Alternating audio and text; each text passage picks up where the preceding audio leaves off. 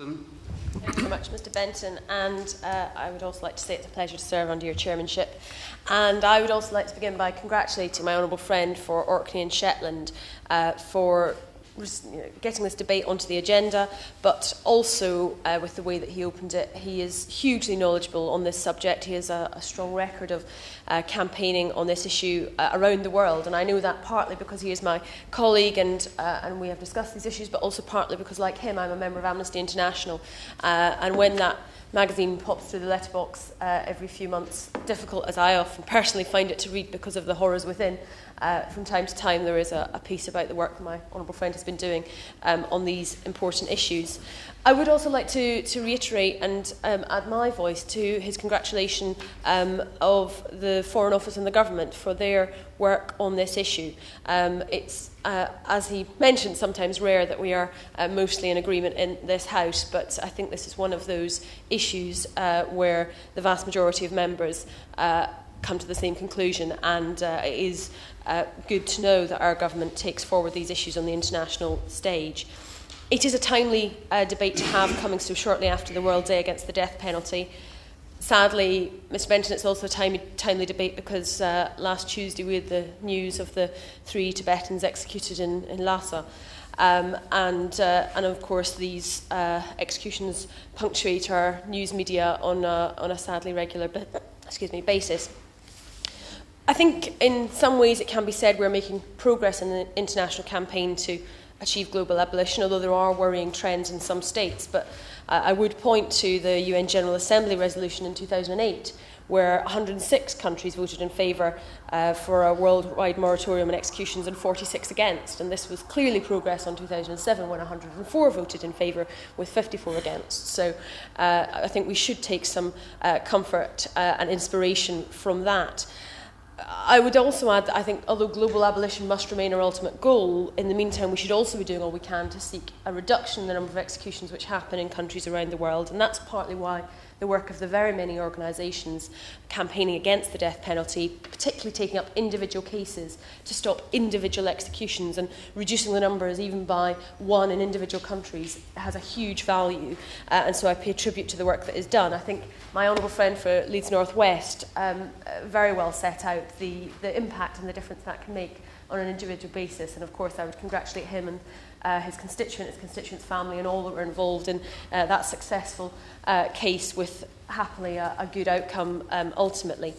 I do, Mr Benton, have to disagree with the Honourable Member for East London Derry in his argument that in some cases the death penalty is an appropriate action for the state. I find in the research no evidence that the death penalty acts as a deterrent and makes us safer. In fact, countries that have the death penalty, such as the United States, have incredibly high homicide rates. There is, in fact, often can be seen a correlation. And in any case, the worst examples of serial killers and murderers that he mentions are not doing it from rational means, and so are not thinking through often the consequences.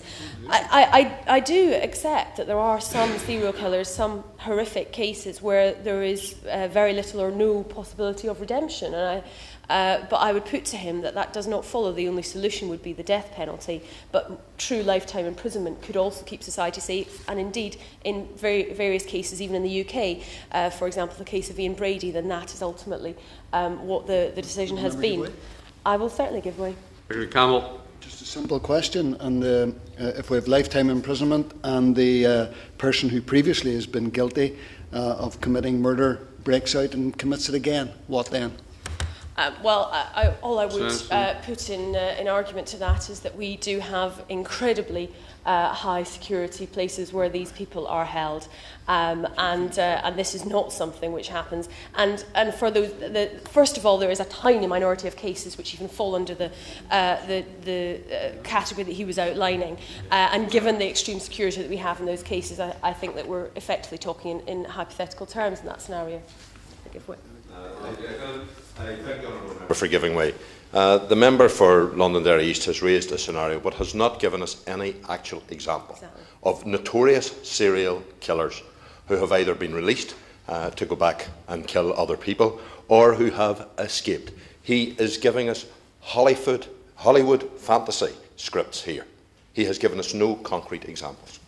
I quite concur with the honourable gentleman, and I am certainly confident that the state, in those tiny minority of cases, has the secure institutions available to make sure the public is kept safe, but without resorting to state-sponsored murder, without compromising our humanity in that way. There are certain countries in the world that do a huge number of the executions. 93% of all known executions last year took place in just 5 countries: the USA, China, Iran, Saudi Arabia and Pakistan. The Honourable Member for Banbury, I think, in a very eloquent contribution, mentioned the situation in China, and also I would very much agree with him on the importance of working collectively through organisations such as the EU also on this issue, where we can have a greater influence. It is on issues like this where there is agreement across the EU, where speaking together we can often have a stronger and louder voice. The case I mentioned already of the Tibetans who were executed, I think, is one of great concern, and I welcome the Minister's colleague, the Honourable Member for Bury South, visit to Tibet last month, and I hope that he will have spoken to the Chinese officials about the case of those Tibetans and others who have been executed, and indeed who are still facing execution. Obviously, also my honourable friend raised the case of Mr Akmal Sheikh, and I would echo his concerns and also hope the government is doing absolutely everything it can to raise this issue at the highest levels within China. The USA, for all of its place on the global stage arguing for human rights in many circumstances, I believe entirely undermines its own efforts by having the death penalty. 52 people have been executed in the US since this time last year. And I would just like to raise the horrific case recently of Rommel Broom, who was a man in Ohio who spent 2 hours waiting to die as technicians looked for a suitable vein to administer the lethal injection. He helped them to try to find the vein ultimately, and this, in the end, could not happen, and he was taken away. And you just need to look at the cases like that for a very clear reason why this should be abolished in its entirety. Of course, there is also always the prospect of the execution of an innocent person, and a recent report in America about the case of Cameron Todd Willingham in 2004, who was put to death for apparently murdering his 3 daughters in a house fire, which at the time was said to be arson, but the recent report published in August by 9 investigators on arson has basically showed the prosecution's case was fatally flawed. So we can see these events and these innocent cases still happening in all of these countries around the world, and I think that it is one thing that if the US would stop doing this, as has been mentioned before, it would actually act as a real beacon for other countries around the world to stop hiding behind the excuse that because the US does it, then they can too. The case of Iran, I think the Honourable Member for Ealing North made a very powerful speech about the Iranian executions for homosexuality. Since 1979, more than 4,000 people killed just for being gay. And although we have generally had fairly consensual debate, I would introduce a small note of discord with the Minister. I do think that the fact that the UK government still deports gay Iranians, despite the fact that they risk imprisonment and potential execution at home, is something which I believe we really need to look at again. And of course, as we know, there may not be a good or bad death, but in Iran the methods of execution are particularly harsh, and death by stoning is still taking place.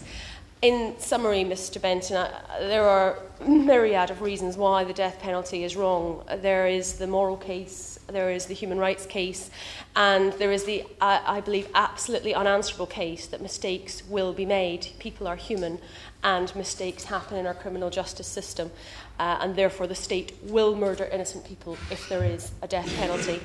The UK government must be a passionate advocate to end the death penalty around the world. I appreciate that in many ways we're preaching to the converted here, because I know the Minister is in agreement and the FCO has a strong record on this. But I do hope that the excellent debate that we have had today will act as a further encouragement, reminder and reinforcement for the Minister of the important work that the FCO is doing in raising this issue with governments around the world.